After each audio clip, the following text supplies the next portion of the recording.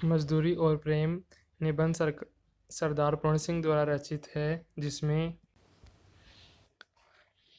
मेहनतकश लोगों के श्रम और उसके सच्चे मूल्य की विवेचना की गई है। किसान का खेती करना, गडरिये का भेड़ चराना या किसी मजदूर द्वारा की गई कार्य का मूल्य केवल पैसे से नहीं आंका जा सकता। इन श्रमशील लोगों की साधना, महानता व त्याग का मूल्य उनके प्रति प्रेम व सम्मान भाव व्यक्त करके ही चुकाया जा सकता है। हमारा यह कर्तव्य बनता है कि इनके प्रति श्रद्धा एवं स्नेह का भाव सदैव अपने हृदय में रखें। ईश्वर के सच्चे प्रतिनिधि वही है जो कठोर श्रम करते हैं तथा सज्जनता और ईमानदारी से जीवन व्यतीत करते हैं। मजदूरी और प्रेम के संदर्भ में पहला है हल चलाने वाले का जीवन। हल चलाने वाले और भेड़ चराने वाले प्रायः स्वभाव से ही साधु होते हैं। हल चलाने वाले अपने शरीर का हवन किया करते हैं। खेत उनकी हवनशाला है।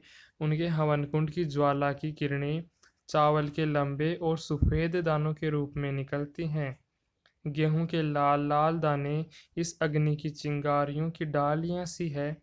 मैं जब कभी अनार के फूल और फल देखता हूँ तब मुझे बाग के माली का रुद्री याद आ जाता है। उसकी मेहनत के कण जमीन में गिरकर उगे हैं और हवा तथा प्रकाश की सहायता से मीठे फलों के रूप में नजर आ रहे हैं।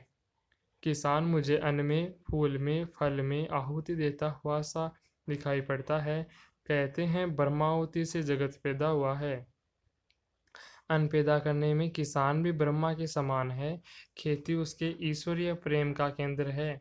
उसका सारा जीवन पत्ते पत्ते में, फूल फूल में, फल फल में बिखर रहा है। वृक्षों की तरह उसका भी जीवन एक प्रकार का मौन जीवन है। वायु, जल, पृथ्वी, तेज और आकाश की निरोगता इसी के हिस्से में है। विद्या यह नहीं पढ़ा, जप और तप यह नहीं करता, संध्या वंदनादि इसे नहीं आते, ज्ञान ध्यान का इसे पता नहीं, मंदिर मस्जिद गिरजे से इसे कोई सरोकार नहीं। केवल साग पात खाकर यह अपनी भूख निवारण करता है। ठंडे चश्मों और बहती हुई नदियों के शीतल जल से यह अपनी प्यास बुझा लेता है। प्रातः काल उठकर यह अपने हल बैलों को नमस्कार करता है और हल जोतने चल देता है। दोपहर की धूप इसे भाती है। इसके बच्चे मिट्टी में ही खेल खेल कर बड़े हो जाते हैं। इसको और इसके परिवार को बैल और गायों से प्रेम है। उनकी यह सेवा करता है। पानी बरसाने वाले के दर्शनार्थ आंखें नीले आकाश की ओर उठती है। नयनों की भाषा में ही यह प्रार्थना करता है। सायं और प्रातः, दिन और रात विधाता इसके हृदय में अचिंतनीय और अद्भुत आध्यात्मिक भावों की वृष्टि करता है। यदि कोई इसके घर आ जाता है तो यह उनको मृदु वचन, मीठे जल और अन्न से तृप्त करता है। धोखा यह किसी को नहीं देता। यदि इसको कोई धोखा दे भी दे तो इसको ज्ञान नहीं होता, क्योंकि इसकी खेती हरी भरी है। गाय दूध देती है, स्त्री इसकी आज्ञाकारिणी है, मकान इसका पुण्य और आनंद का स्थान है।